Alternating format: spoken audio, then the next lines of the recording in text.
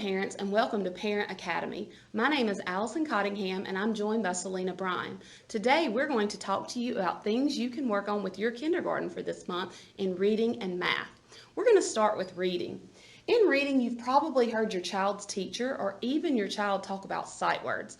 Well, what are sight words? Sight words are those high-frequency words that we find all throughout books that your child is reading.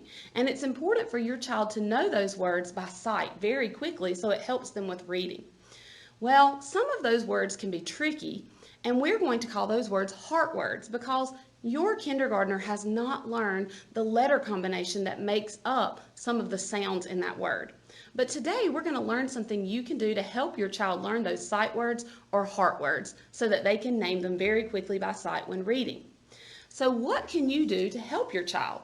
Well, what you can do is simply say the word, like the sight word see, and have your child repeat it, see. Then you want to say it again and have them tap out the sounds that they hear in that word, like this, S-E, see. I hear two sounds in that word. I hear S and E.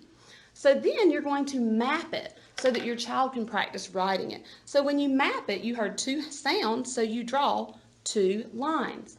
Then have your child sound it out again. What do they hear? They hear S. That is the S, so they would write an S. Then they hear E. Well, they may not have learned those sounds, so that part's tricky. So that's the part they have to remember, and that is E, E in the word see. So that's the part that we would call the heart part that your kindergartner needs to memorize because they don't know that rule.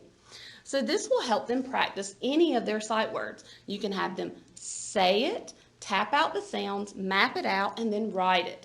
Something else you can do to help your child with sight words is have them even use their sight words in sentences. Like we could use this word see in a sentence. I see a cat. Well, have your child figure out how many words are in that sentence. I see a cat. Kind of the same thing. You're going to map out that sentence with 4 lines because there's 4 words in that sentence, and then have your child write the words. Here's that word see that they're going to have to think about again. S, oh, that tricky part, E-E, A, and then they can sound out the word cat. And that helps them practice their sight words as well. Now we're going to talk about what you can do in math. Hello parents. So during the month of February, your students are going to continue to work on addition and subtraction. We talked in January about how we wanted our students to understand the meaning of addition and subtraction. So during the month of February, we're going to continue that work with story problems. If you notice here, there is a document that is linked that you will be able to help you at home with these types of story problems. In that document is an explanation of the 4 types of story problems that your kindergarten student will come across. Also, I want to note that when they are doing these story problems, they are not expected to read these problems on their own. We want to focus on the math. Can they understand and know what's happening in the problem to solve it? So you can read the problems to your student or have someone else to do that. Also, they have different vocabulary, just like always, that go up as a part of learning the story problems with addition and subtraction work. And then we also have listed an activity with some more story problems you can read to your student. But this month, I want us to focus on the understanding what's happening in the story.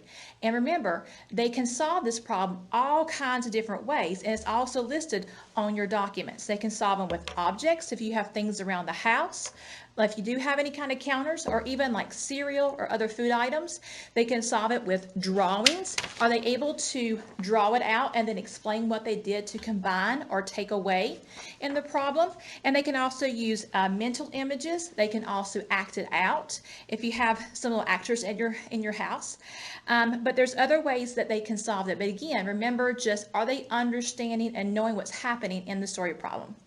All right, parents, thank you so much for joining us today.